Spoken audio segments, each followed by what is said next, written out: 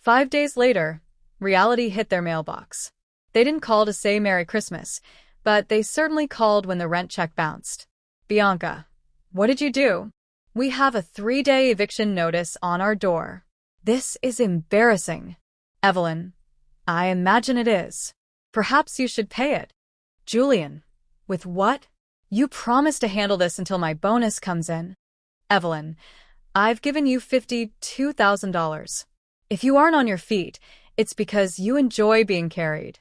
Get off my property before I call the police for trespassing. They threatened to sue me for financial hardship. But while they were looking for lawyers, I was looking through an old shared cloud drive Julian forgot I could access.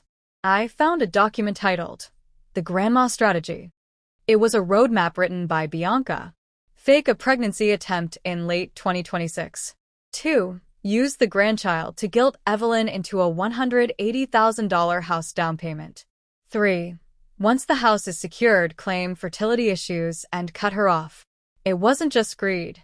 It was a calculated con to steal my home and my heart. At the mediation meeting, I didn't say a word. I just handed Julian the grandma strategy. Julian, you were going to fake a baby? You were going to use my mother like this? Bianca, it was a plan for our future, Julian. She has the money.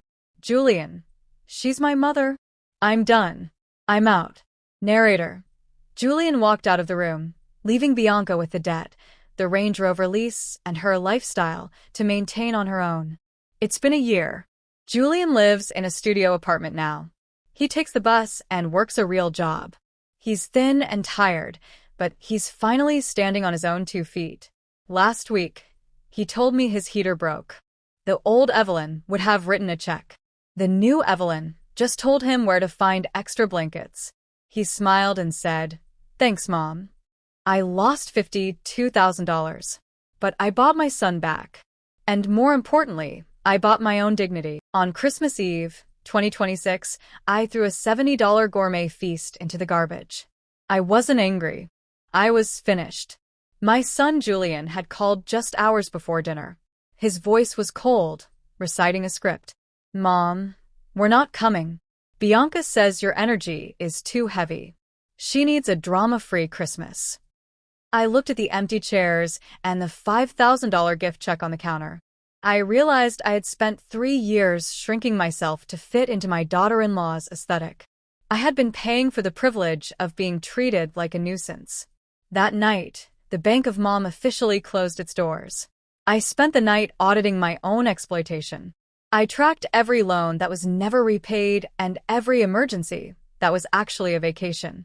The wedding, $15,000 for the gift, plus $4,200 in overages I covered on my credit card. The apartment, $14,000 in rent subsidies so they could live in a luxury district they couldn't afford. The lifestyle, $2,500 for a orthopedic mattress that was actually a designer sofa. The total? $52,450. My retirement security, spent to keep a smile on the face of a woman who didn't even want me in her house. I didn't cry. I logged into my bank and canceled the rent autopay. I emailed the landlord to revoke my lease guarantee. Then I wrote void in thick black marker across their Christmas check. On Christmas Eve, 2026, I did the unthinkable. I took a $70 honey-glazed ham, roasted duck fat potatoes, and a handmade cranberry tart, and I scraped them all into the garbage. My son Julian had just called. His voice was cold, reciting words that weren't his. "Mom, we're not coming. Bianca says your energy is too heavy for her right now. She wants a drama-free Christmas." I looked at the table set for 3. I looked at the $5,000 gift check I'd written for them. I realized I had spent 3 years shrinking myself to be less offensive to my daughter-in-law. That night, the Bank of Evelyn closed its doors forever. Most people would have cried. I went to my study and turned on my banker's lamp. I needed to see exactly how much this heavy energy had cost me. I started with the wedding. They wanted Napa Valley. I gave $15,000.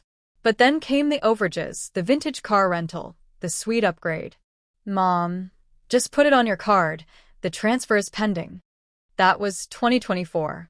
The transfer never arrived. Then there was the apartment. Bianca, a lifestyle curator, insisted they live in South Lake Union.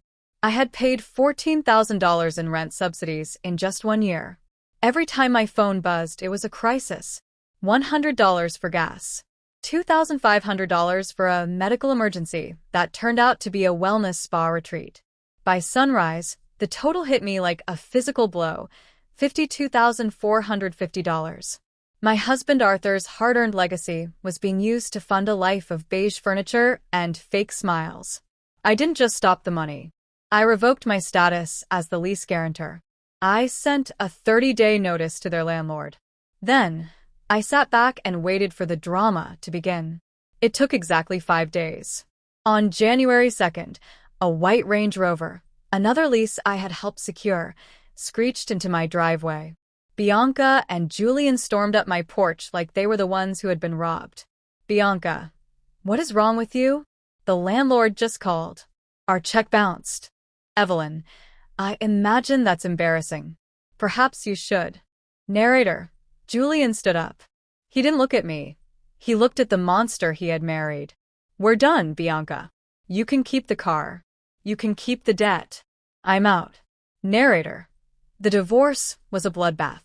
Bianca fought for every penny, but the evidence of her grandma's strategy, fraud, kept her from getting a cent of alimony.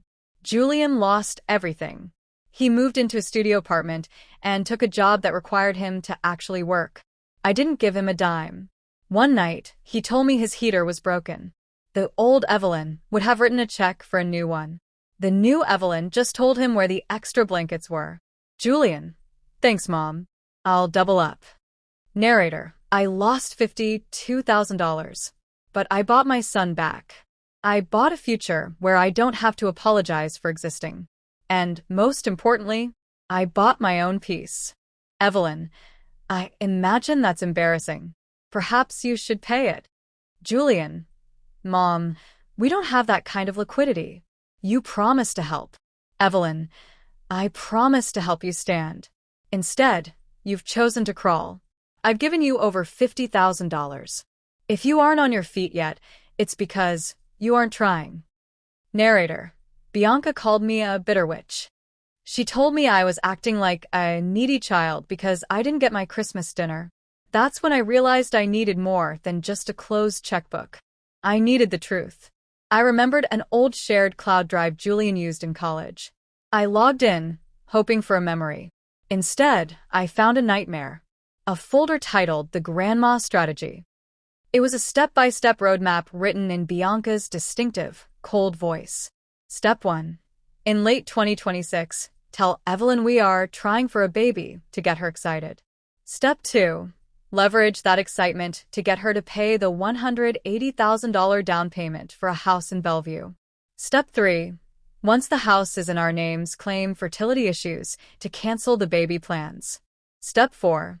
If she resists any future payments, hint that she won't have access to any future grandchildren. My blood turned to ice. They were going to weaponize my deepest longing, the hope of being a grandmother, to rob me of my home. Narrator. 2 weeks later, they tried to sue me for promissory estoppel, claiming I had a legal obligation to keep paying their bills. My lawyer friend, Margaret, just smiled.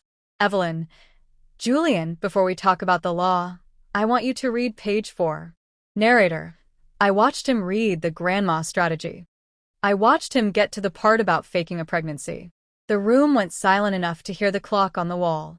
Julian, you were going to fake a baby? You wrote this. Bianca, it was a survival plan, Julian. She's sitting on a fortune while we struggle. Julian, she's my mother. And you are going to hold a fake child over her head for a house.